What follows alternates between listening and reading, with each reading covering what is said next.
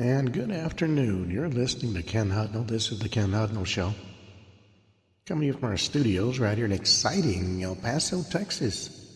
Gateway to the Old West and the most haunted city in the country. Well, today is September the 9th, 252nd day of the year. 113 days remain to the year's over with. How the day's observances. National Teddy Bear Day. Cute and cuddly and comforting companions. Always listen, never judge. Perfect for snuggling up on those cold nights. It's one of the most popular toys for children. It's an ideal time to get together with others for Teddy Bear's favorite activity, having a picnic. Immortalized in that classic song, Teddy Bear's Picnic, written in 1907. Shortly after the teddy bear was first manufactured. National Wiener Schnitzel Day. Make your own deceptively simple Wiener Schnitzel out of pork or veal, or add a delicious and wholesome new meal to your repertoire that dates back centuries. The National Sudoku Day. Care Bears Share Your Care Day. Wonderful Weirdos Day. On this particular day, you get to dress weird and listen to weird music and watch weird movies and eat weird food to break through the monotony of life and bring some color and fun to your day. Steak au poivre Day, very simple and aromatic. Simply pepper steak makes a great dish for date night, family meal, or just a nice meal for yourself. Falsely Accused Day. Advocating for justice, supporting individuals caught in legal webs, striving to rectify wrongful accusations with diligence. And it's California Admission Day. International Fetal Alcohol Spectrum Disorders Awareness Day. National Ants on a Log Day. Now that's a bizarre name for a snack. It does look like tiny ants marching across a log. That's what you get with this mixture of celery and peanut butter and raisins. I think I personally would pass on that.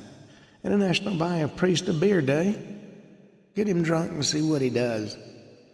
Technical Analyst Day. International Box Wine Day. International Day to Protect Education from Attack. National When Pigs Fly Day. Emergency Services Day. Crayfish Party. Chef Appreciation Week. Fiesta de Vino, a wine festival that celebrates the Madeira wines that are world-renowned. Red Valley.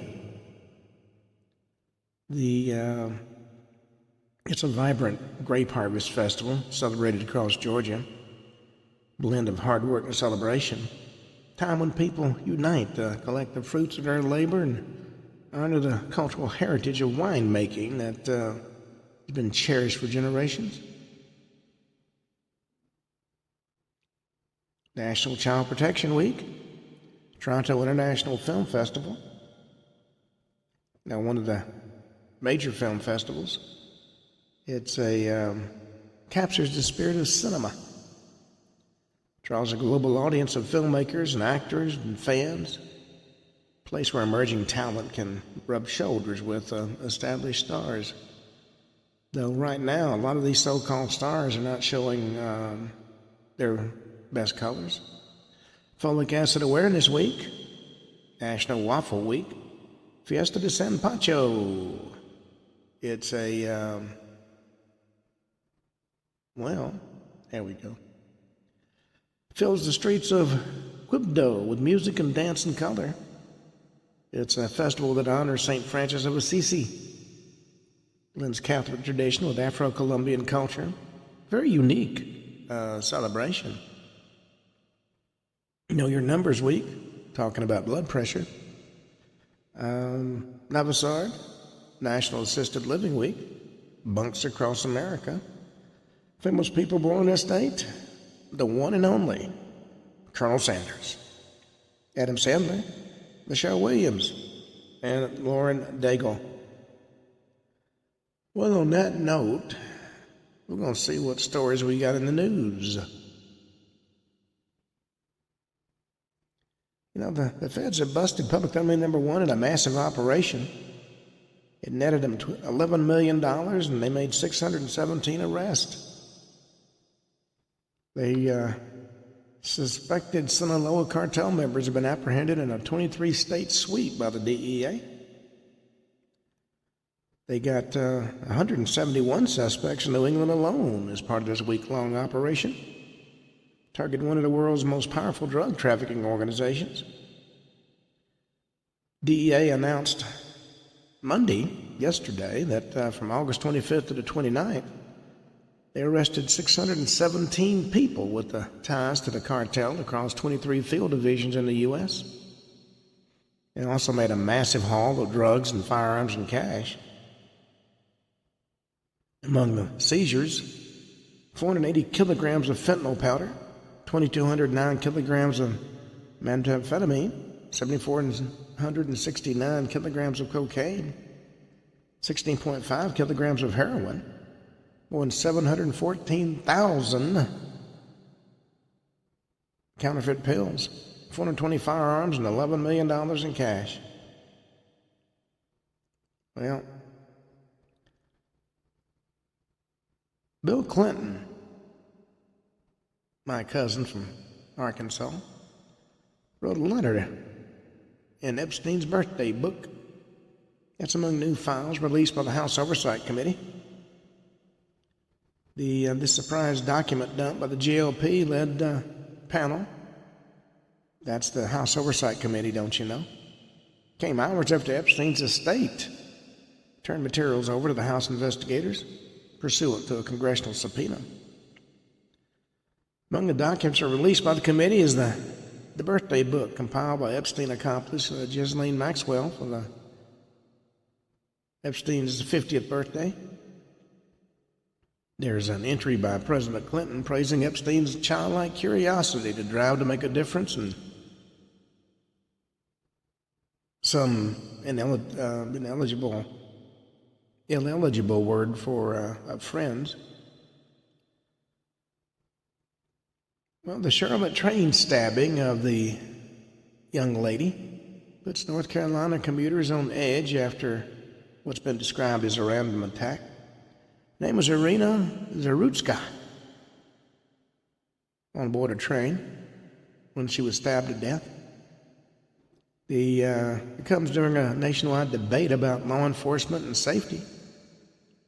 Now commuters in Charlotte, North Carolina, where she was stabbed, wondering whether they're protected while riding the Charlotte area transit system.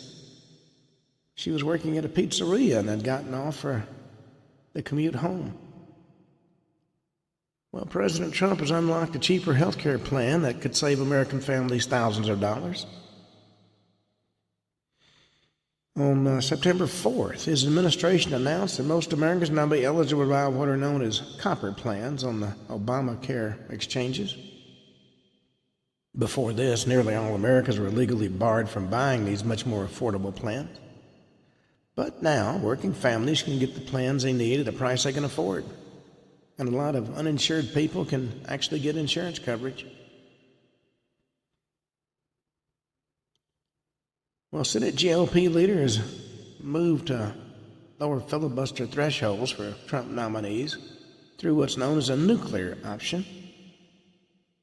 Late Senate Majority Leader Harry Reid, Democrat of Nevada, detonated the first Senate nuclear option in 2013, curbed the filibuster to confirm executive branch nominees except for the Supreme Court.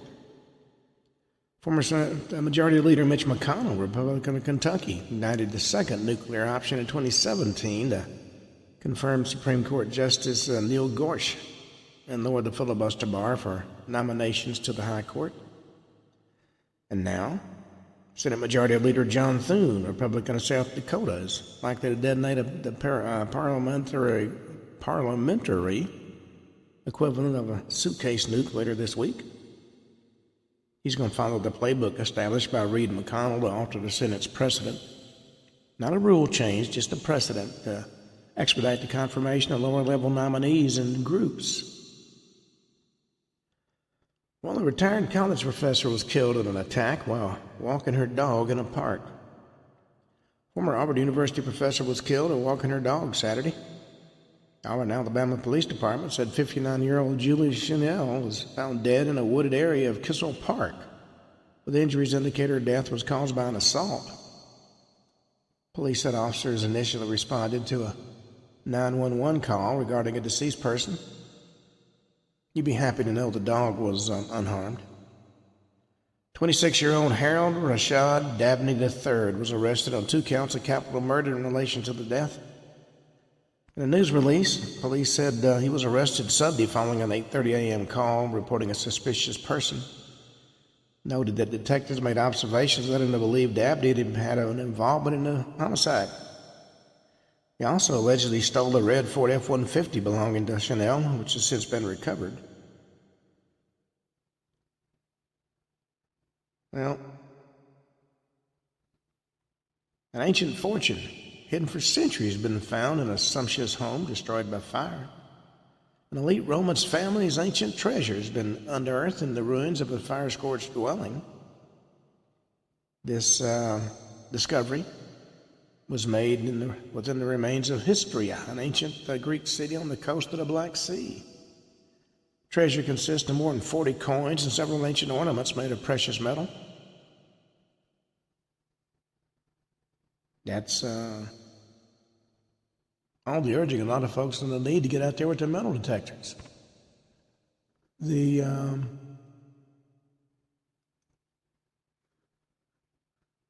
Well, what have we got going on here? Well, Meghan Markle's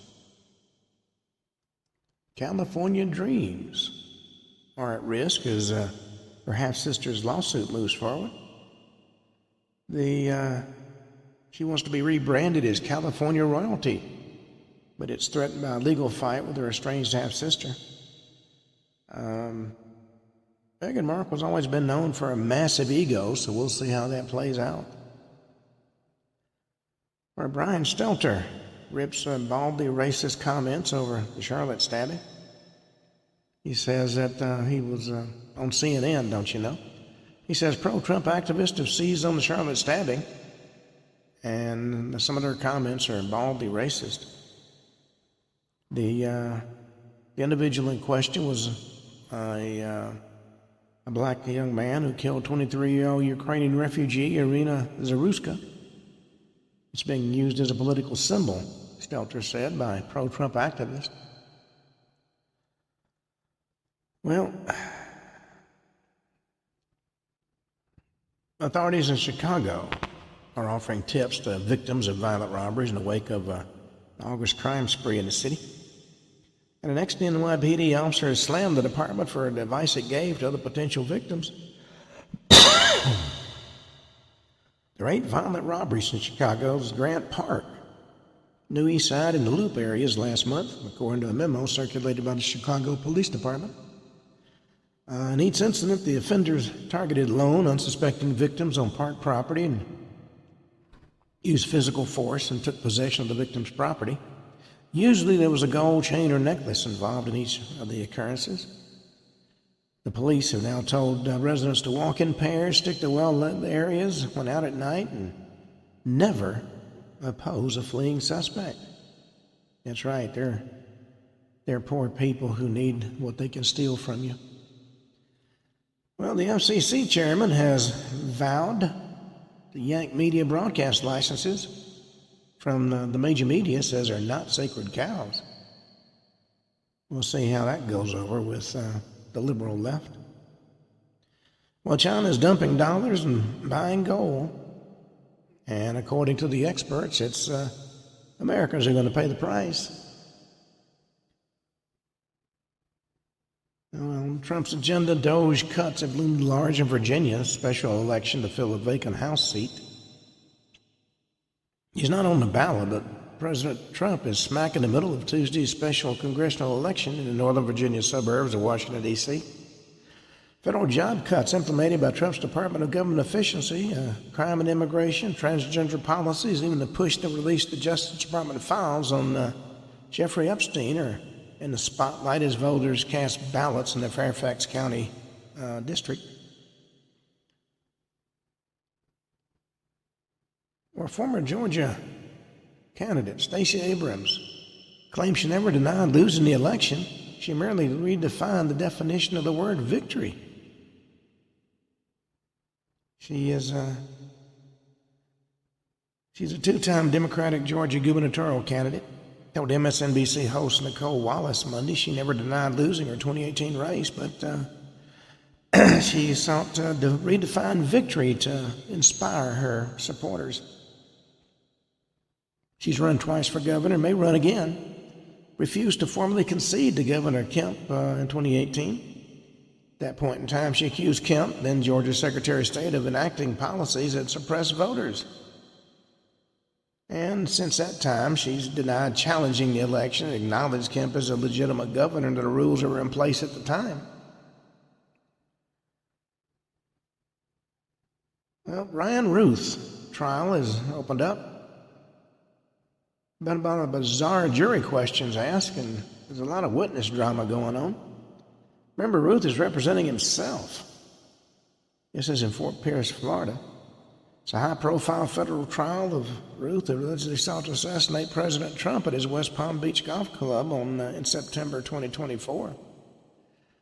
Ruth appeared in court yesterday wearing a gray suit and ankle shackles and took part in the voir dire, with prosecutors and Ruth asking questions of the jurors to determine if they can fairly participate in the trial. It's some of his questions are border on the bizarre. Well, rising Democratic star James Tallarico jumped into a key Senate race in Texas. He's got a surging national profile.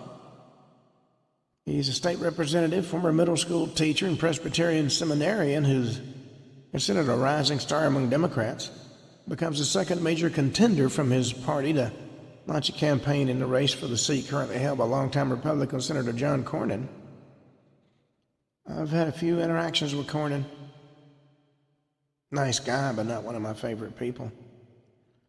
Well, Goldie Hawn has posted a beach photo with her son, as the fans spotted one interesting detail. She's 79, posted a photo of her and her son Oliver Hudson standing next to each other. It's taken from behind. She's wearing a one-piece black swimsuit, and he's wearing a black Speedo that had his name written across the back. I guess that's so he can find his clothes in the morning. Well, their experts are weighing in, saying that cheese may be the reason you're tossing and turning at night. A slice of cheese might seem irresistible before bedtime, but recent research says it may do more harm than good.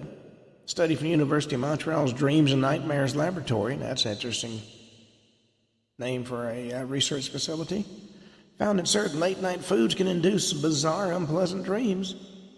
So can watching politics on TV. Well,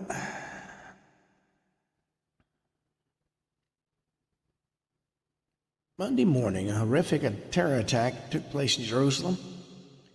6 innocent people were murdered by machine gun-wielding fanatics at a bus stop. 6 more were wounded. 2 of those victims fighting for their lives. 2 ultra-Orthodox Israelis from a community which is often on the receiving end of criticism within and without Israel for its privileged position within the state actually killed the terrorist. July 24th, French President Emmanuel Macron announced he would instruct his country's representatives to vote to recognize a Palestinian state when the UN General Assembly gathers in New York later this month. He's not going to make that vote himself. He's going to have one of his flunkies do it. Former DHS officials hailed the ICE raid on Georgia's EV plant as a great deterrent against hiring illegals. It was a sweeping immigration raid at a Georgia electric vehicle battery plant. Left hundreds in federal custody last week. Jonathan Fahey, former DHS Deputy Assistant Secretary, says news of the raid is a powerful deterrent. Sends a message that companies can no longer undercut American workers and businesses by hiring people who are in the country illegally. and of course paying them less.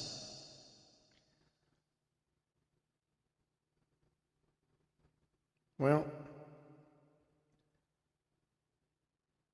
Crockett, Tlaib, other progressives are pushing a defense bill with far-left amendments. Bill's aimed at President Trump. It's claimed that it rebukes President Trump's administration and current GOP priorities. They've submitted roughly 450 proposed amendments to the fiscal 2026 National Defense Authorization Act. Among these are measures dealing with diversity and Israeli funding and Trump's crackdown on illegal immigrants. House Rules Committee interviewed the bill yesterday afternoon, set parameters for debate, paving the way for a floor vote later on this week. Now, of course, most of the progressive amendments are not likely to survive, underscoring their symbolic nature. Still, the Democrats are using the traditionally bipartisan defense package to spotlight opposition to the White House and Republican leadership. Well, as I've always said, if you're not happy with what's going on, there's the border. You love it so much, use it. Well, we have been talking about strange topics. And one of the topics yesterday that we're going to continue was about police and their paranormal encounters. Yes, there have been a lot of those, shall we say, bizarre encounters.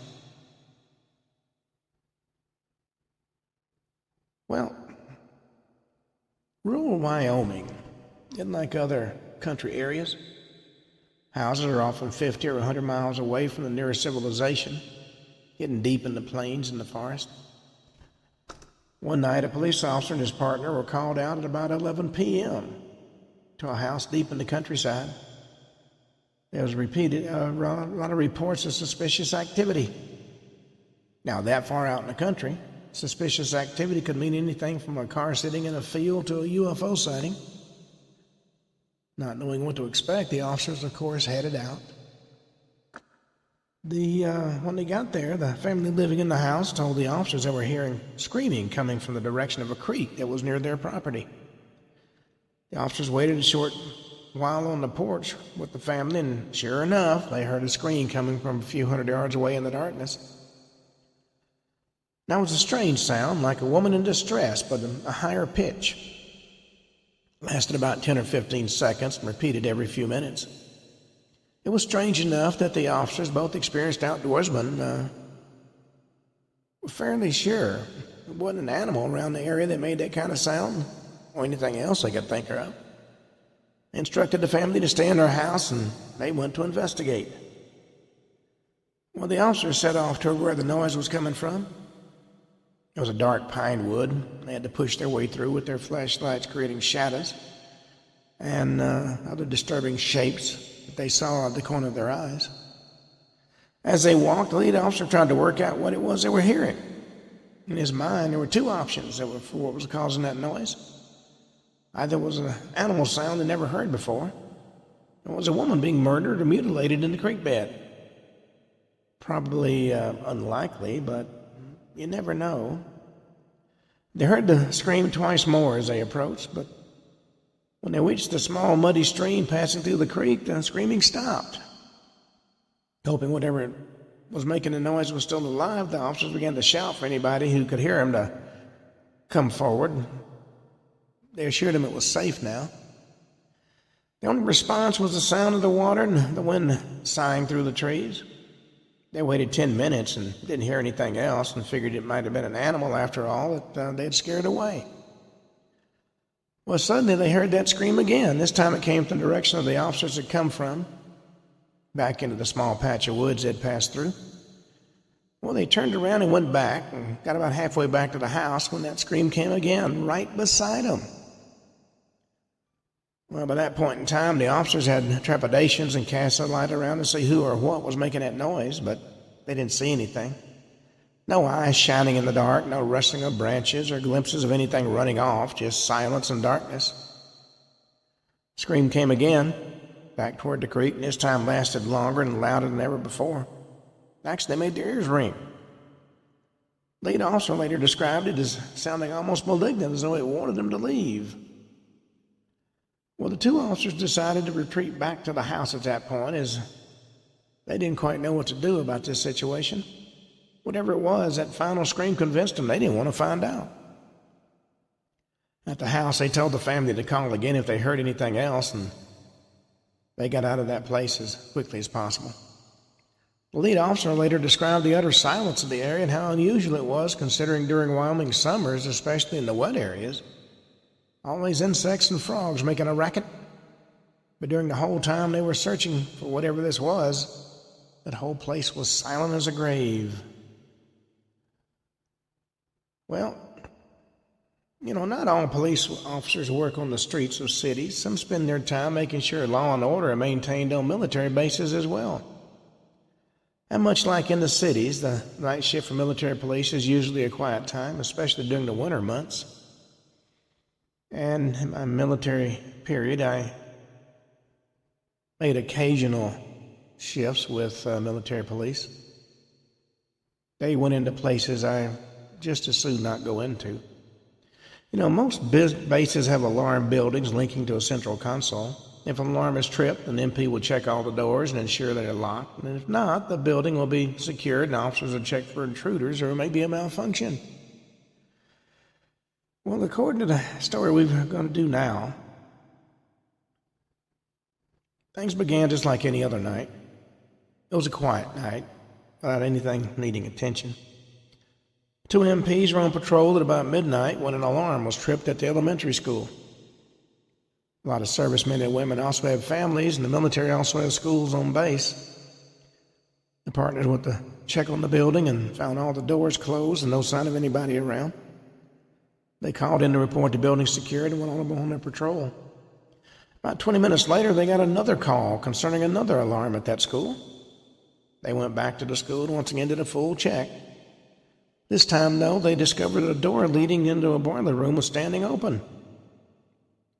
Inside, it was dark and dank, full of cobwebs and reeking of diesel fuel from the pipes that lead to the boiler. The room wasn't particularly large. The officers searched it top to bottom, even checking the vents and cupboards in case somebody was hiding in there. Figuring somebody must have forgotten to lock it, they secured the room and locked the door properly and went on their way again.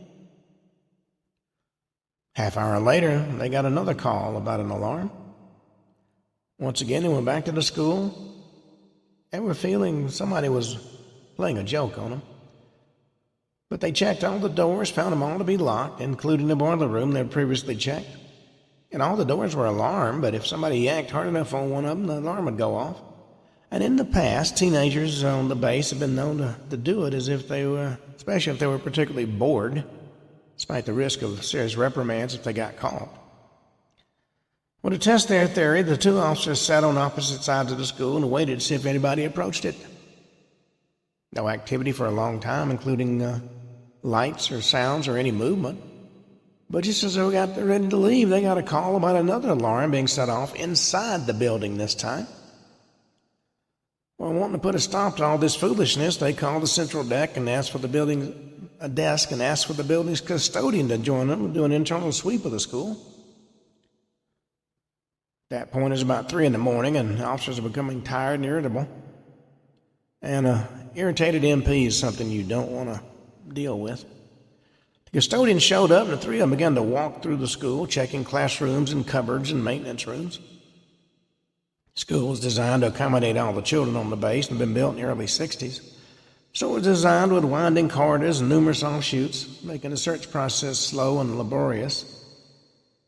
Also, it had generations of children pass through it on their way to the bigger and better things. So it was a bit worn. During the sweep, they didn't bother to turn on any lights, as they had powerful flashlights, but it did mean they were walking through an empty school in the pitch dark. One of the military officers later described it as being an incredibly eerie experience. As they were nearing the end of their sweep, they noticed one of the maintenance rooms with its door standing open and a light was on inside. And they were supposed to be the only people in the building, and they hadn't been in that room yet. They knew they didn't cut on the light. Police and custodian all confirmed they didn't see that light on earlier, nor anybody enter that room. Now, you need to understand these maintenance rooms are small, nothing more than a large closet with nowhere to hide inside. So they walked down toward the room, sure they finally caught their prankster, but when they looked inside, there was nobody there. The only thing inside were a few brooms and a couple of boxes of spare desk parts. But right in the middle of the floor was a single wet footprint the size of a child's foot. Looked as though he or she had run through a puddle and continued on through the room, tracking the water with them. No water on the floor or anywhere else nearby, and the footprint was facing a wall, as though whoever made it stepped through that wall. Well, as you might guess, each man involved described feeling chills ascend their spine. They stated they were the only people in the building and nobody reported a missing child. Everything was locked as they had checked the rest of the building in a 3-hour deep search. Nobody entered, nobody left, so where'd the footprint come from? Well, they never got an answer to that question. Well, from a military base, let's go to the north of England for our next story. The north of England was once a major industrial center, but the change in economic focus in the 70s and 80s altered the once prosperous industrial towns and literally gutted them. Now they're only broken down shells of farmhouses and mines and manufacturing plants and other structures littering the landscape, a testament to the changing times. As a result, a lot of people moved out of the towns to the big cities, leaving quiet, run-down places.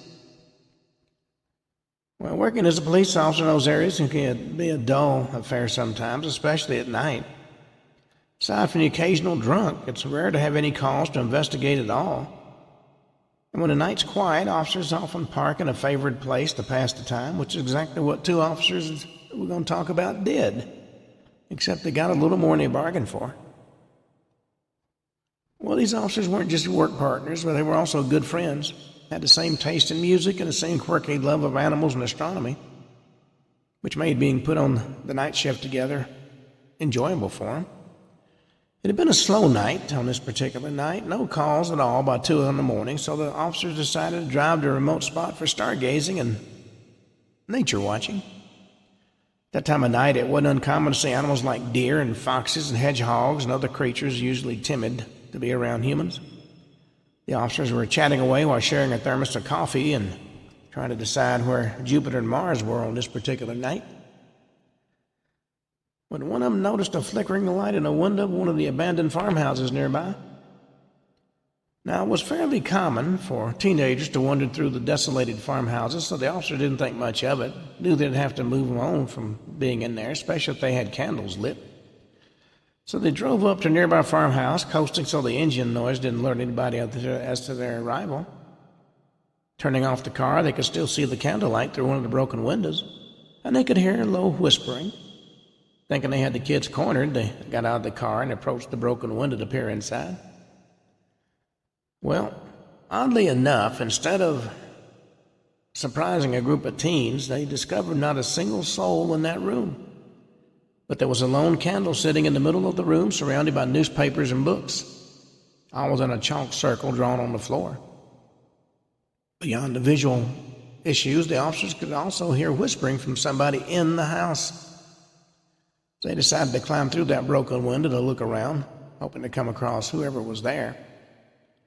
Now, the room was dusty with long abandonment. Their footprints showed clearly in the thick layer of grime on the floor, and the walls were covered in graffiti. Floorboards were splintered, and a musty, rotten smell of abandonment lingered throughout the place. Well, out of curiosity, one of the officers picked up a newspaper from the floor and found it was from the 1930s. And when they checked, so were all the others. The books beside the newspaper were journals full of scrawling, foul handwriting about a man and the author's hatred for this man, including how the author planned to murder the man if he did not get out of his head. Well, feeling somewhat uncomfortable with the text, the officers called for his partner's attention, but she had made a strange discovery of her own. That officer had noticed a unique patterned wallpaper, a flowing, lined fashion that both officers found oddly hypnotic. As the female officer closely approached the wall, she recoiled from it sharply. She realized that the pattern wasn't a pattern at all, but rather somebody had been scribbling on it. It said, "Get out of my head, Simon, I'll kill us both." That was described repeatedly along all four walls of the room. Well, by this point, feeling properly frightened and disturbed, but still hearing the whispering, they both realized they stumbled onto someone potentially both mentally ill and incredibly dangerous. One of the officers shouted a warning, his voice echoing in the big old farmhouse. As soon as he shouted, there was a sudden thump and a draw of breath, like somebody in the next room was frightened by the officer's words before they heard the hammering of running feet, heavy breathing, and the breaking of glass. The officers ran through the house to where the noise came from, and from the window they saw a dark figure running through the long grass of the field beside the house. Well, jumping out of that newly broken window, they chased that figure, their torches shining on the back of the suspect so they didn't lose him or her. This figure led him out into the waist-high grass of the field, running faster than either officer could believe. And suddenly that figure dropped to the ground and disappeared. Well, thinking that person must have tripped on a rut in the ground or something similar, they ran to that last spot where they saw the figure, expecting to find somebody on the ground, and they were ready for a potential fight. Instead, they discovered nobody was there. There was a clear trail of trampled grass from the figures running up to that point, which was a patch of crushed grass where he or she went down, but then there was nothing. The grass near the patch was undisturbed, and the officers would have noticed the suspect doubling back as they were close enough behind him when he or she stopped. Well, they were convinced they'd somehow missed the suspect. He'd escaped as they approached. So the officers called in the canine unit to help them track that suspect. First, all went well. The dog picked up a strong scent and led him down the path the suspect had taken, pulling at its harness eagerly. Well, when the dog reached the flattened patch where the suspect disappeared, instead of following the scent, the dog sat in the spot, whimpering, unable to go any further. No amount of cajoling or persuasion could get that dog to move, so the canine officer decided the dog had assisted as much as possible. When disturbed by their experiences, the two original officers decided to do a sweep of the house again, just in case they'd missed something.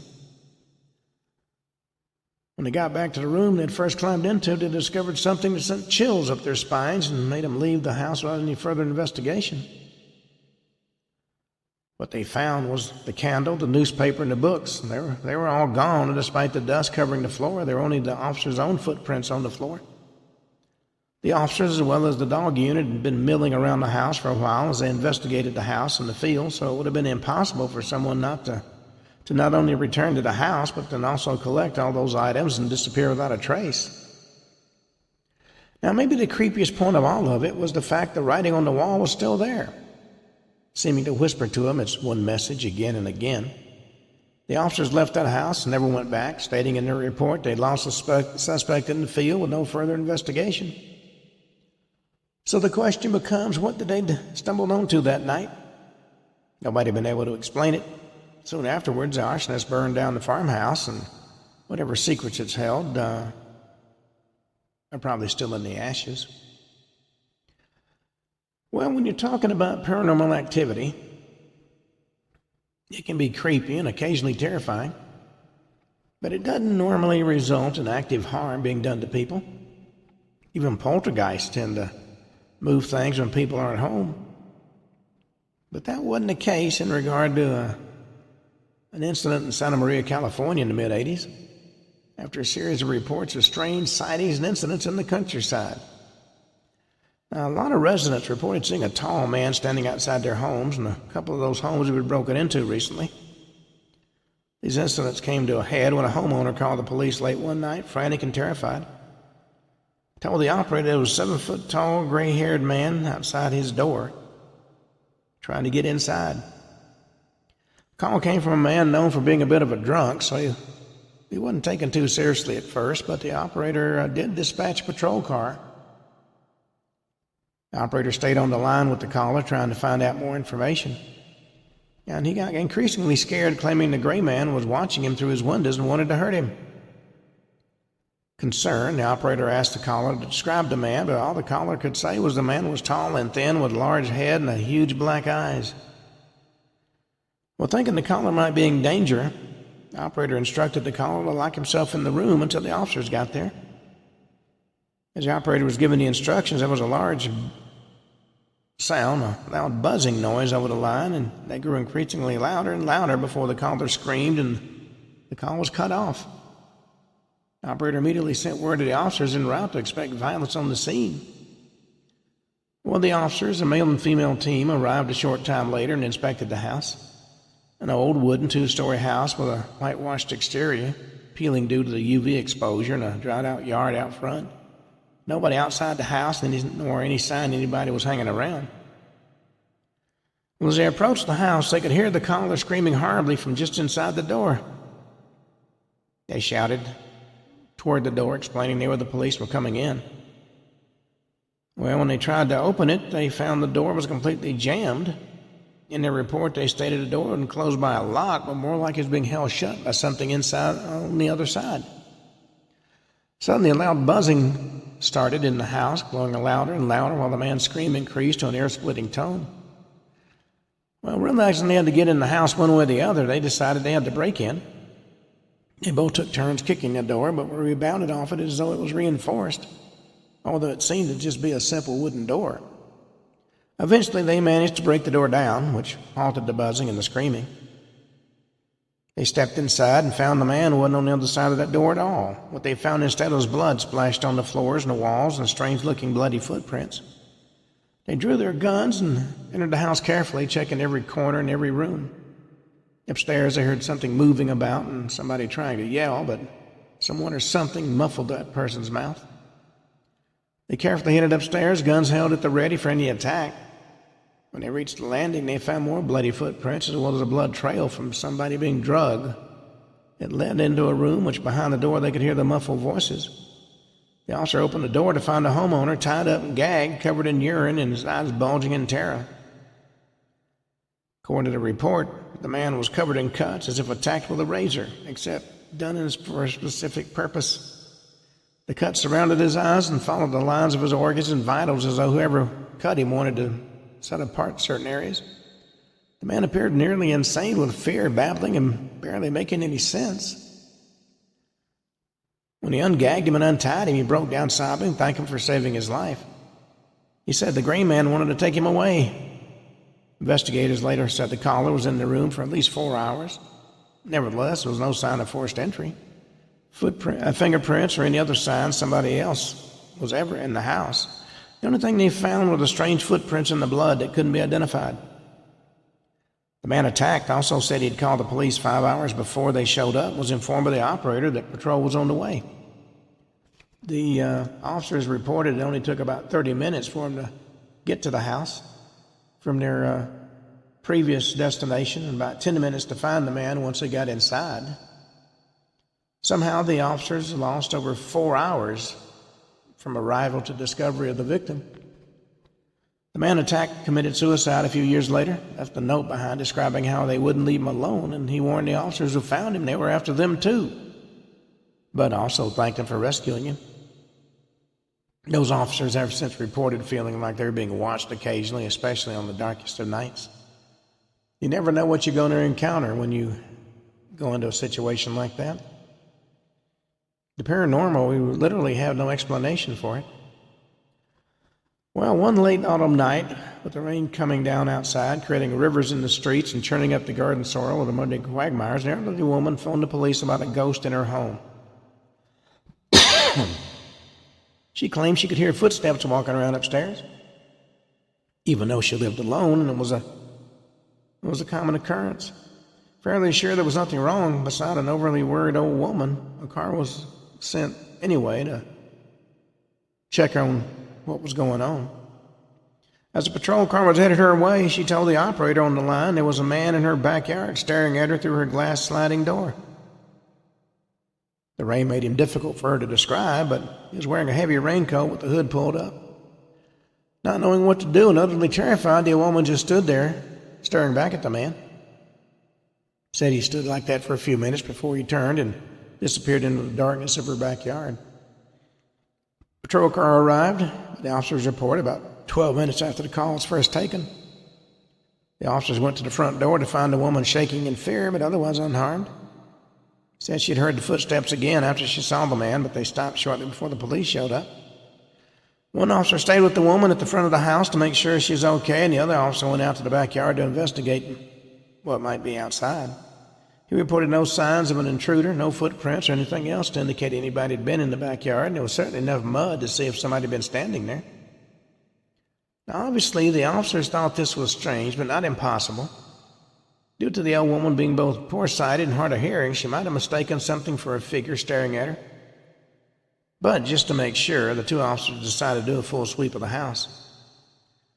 They checked the lower floor first, wanting to make sure if anybody was coming or going, they'd catch him or her immediately. They entered the living room where the sliding glass door was to the backyard and saw a series of muddy footprints entering, then turning and heading for the stairs. The officers asked the old woman if she had been outside at all during the day, if she had any visitors, in an attempt to assign a reason for those footprints. She said she hadn't had any company. The officers realized the old woman thought somebody was in her backyard staring at her, when in fact the man was inside her house and standing merely a few feet behind her. What she saw was his reflection in the glass door. Well, at that point, the officers heard footsteps upstairs, and knowing they were the only ones in the house, they drew their guns and headed upstairs, believing they were dealing with a break-in. Well, they couldn't find anybody upstairs, so they decided to pull down the attic stairs just to make sure nobody had gotten up there. It's pitch black in the attic, largely empty except for a few boxes in the back. They swept their flashlights around, couldn't see anybody, and the officers even checked the larger boxes in case somebody had hidden inside them. Well, the officers were just about to go back down when one officer tapped the other one on the shoulder and pointed at the floor. The back of the attic, there was a short series of muddy footprints, exactly the same ones as those they'd seen in the living room downstairs, except they started out of nowhere and proceeded into the wall. The final step was cut off at the toe. Now, this was an outside-facing wall. No door, no window that somebody could escape through. Uneasy, the officers left the attic, instructed the old woman to call again if there were any more problems, and left quickly. Well, they did get some more calls from the old woman saying she was hearing people moving around upstairs again. But every time somebody searched, they didn't find anything. A few years later, her family moved the old woman into a home, but the new family who moved in never reported a problem. So was the ghost, if you will, haunting the house or haunting the old woman? Well, nobody knows for sure, but to this day, the officers involved said it was the most unnerving thing they'd ever investigated. Well, in this next story, two officers responded to an alarm in the dead of night at an old office building in a rough part of town. Now, this building was, to say the least, time-worn, yet largely converted into a series of offices with an attached pharmacy. The dispatcher, initially taking the call, told the officers the alarm was tripped in an upstairs office, but before entering, they had to wait for a key holder to meet with them. A short time later, the key holder, a wary, quiet, middle-aged man, showed up, and the three people went inside. Being an older office building without windows in the corridors, the officers only had their flashlights to see since the lights were on timers. They headed to the end of the main corridor where all the officers branched off and proceeded to the stairs, which were located behind a door. At that point, they discovered the key holder didn't have a key for that particular door. Frustrated, they all went back along the corridor where the elevator was located, leaving the key holder on the main floor. The elevator opened into a dark corridor with one overhead light fixture at the end, creating a pool of light. The officers thought it was a bit weird, but not too troubling. They began to check the doors in the corridor, finding all of them locked and secure. Now, most of these offices were for doctors and small businesses, and they got to the final office with the light illuminating over it and found it was open. Calling ahead to warn anybody inside they were there, the officers entered the office, found a sizable reception and waiting area with about a dozen examination rooms. The air inside was much colder than the rest of the building, but temperature imbalances weren't unusual, especially in an old building. The officers cleared all the rooms, finding them empty of everything, including furniture, although it didn't appear to have been long since the office had been in use. Not finding anybody, or even evidence anybody had been there, they chalked it up to a faulty alarm and left the office. But as soon as they did, they realized something was very wrong. The light on above their head, marking the unlocked offices, was out, and instead a light was on at the elevators. One of the officers looked over at his partner and saw his face was drained to a color and clammy, and his hands were shaking. Well, the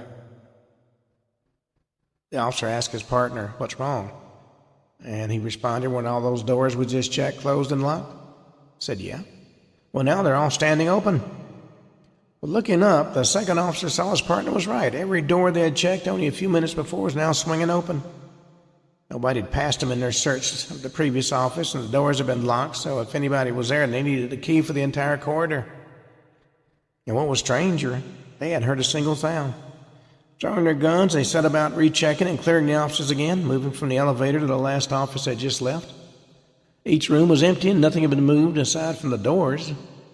When reaching the office at the end, they checked it again, feeling the temperature was even colder than the last time they were in there. They were getting more and more freaked out by it, but the breaking point came when they left the office. As soon as they stepped back out into the corridor, the door slammed shut behind them and their radios went berserk with static, screeching and blaring loudly no matter how hard they tried to shut them off. Well, the officers later reported it sounded like strange voices yelling at them through the static. Well, they didn't want to stay another moment, so they made their way back to the elevator and took it back down to make contact with the key holder again. When the officers got back downstairs, they looked for the key holder, but they couldn't find him. The officers radioed dispatch asking to put him in touch with the key holder so he could advise him what they'd found and ask his thoughts. Well, the dispatcher, in a confused voice, told him that key holder was still en route to him with an ETA of about 5 minutes. Lead officer advised dispatch had just been in the building with the key holder. In response, the dispatcher asked him to call in, as what he was saying wasn't making any sense. The officer did so, and the dispatcher told him there was no way they'd been out with the key holder already, as the alarm company had originally made the call. They'd only just managed to get hold of him. The officer's hair stood on end at that point, and he asked him to clarify that. Dispatch explained due to the late hour they'd had a hard time finding somebody, and only just reached the local key holder was still on his way to the building. Officer thanked dispatch and hung up, now as freaked out as his partner. Well, when the real key holder arrived, the officers immediately asked her about the man who just let him into the building. Frowning, the woman couldn't remember any other key holder working for with that building. She asked the officers to describe him, and as they did, her eyes widened and suddenly became quite scared. She said, "That sounds like one of the doctors who used to lease an office on the second floor at the end of the corridor." Well, the officers probed further to confirm it was the office in which the door had slammed shut behind them, and she agreed, saying that doctor committed suicide at his home a few days ago. We've been getting weird alarms ever since. Well, believe it or not, those two officers still refused to take calls at that particular building. You know, sometimes strange things happen for which there is no explanation whatsoever. Well, on that note, we come to the end of today's show. We'll be back tomorrow and talk about more stories of the paranormal. Until then, this is Ken Hudnall for the Ken Hudnall Show saying have a truly great evening.